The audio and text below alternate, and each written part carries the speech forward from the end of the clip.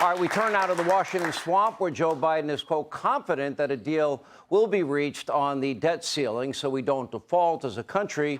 So with just 2 weeks to go, is Mr. My Way or the Highway Joe Biden finally negotiating, or is it too little too late? Here with more, House Speaker Kevin McCarthy is with us. Mr. Speaker, thank you.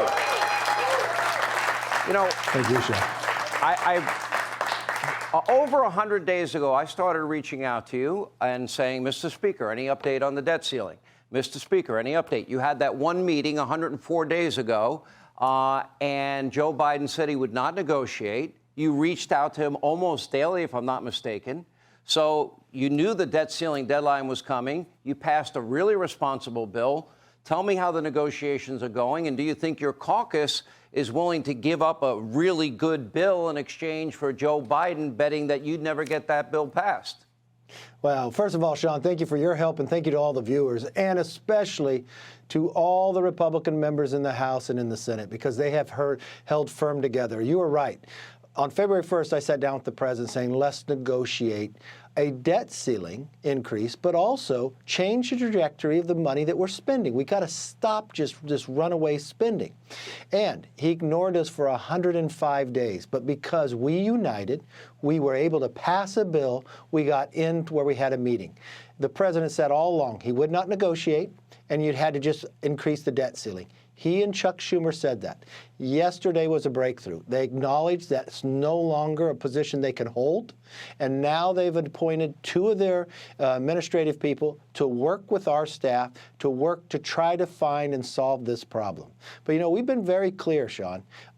You can't keep raising the debt ceiling. It's like having your child have a credit card, and year after year after year, you keep reaching the limit and you just keep expanding it.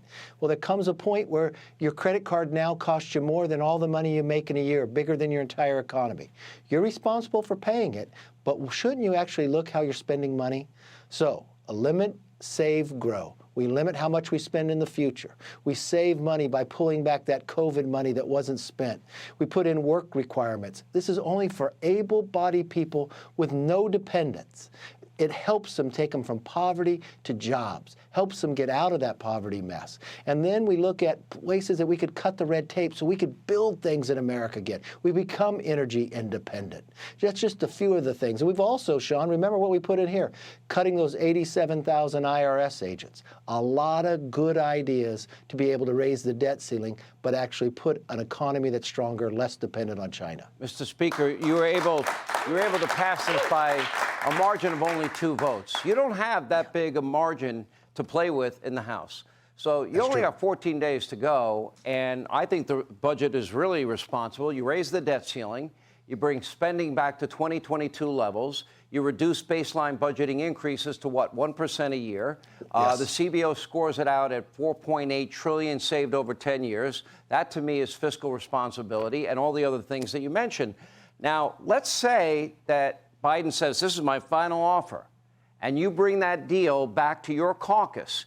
Do you think you're going to get a majority in your caucus to go along with this late-minute deal after he wouldn't even talk to you for 100 days?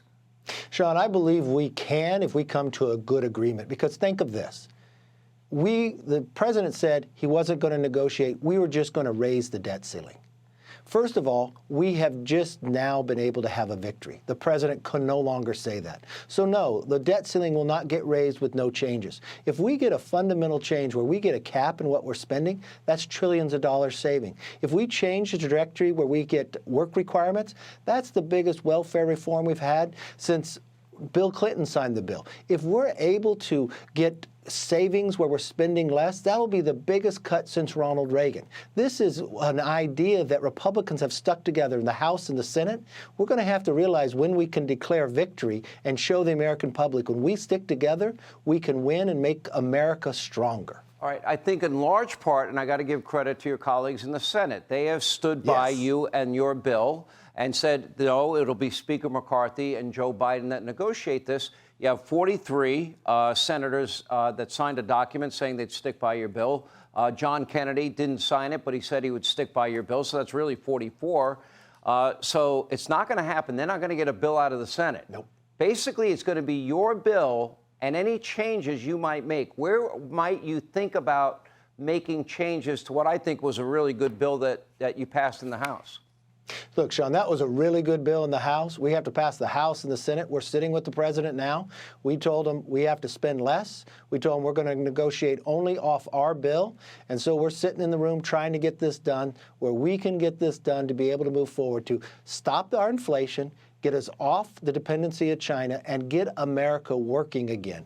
We combine that together. Republicans have shown that we can lead, just like on the border. The president ignored this problem. He ignored the border. But no, we also passed H.R. 2, secure our border, and we're looking to places that could we put something of that in this bill as well. And by the way, inflation is transitory. I will say this, Mr. Speaker, I appreciate the fact that you're at this late hour willing to negotiate with him after he abandoned you and the entire Republican majority in the House.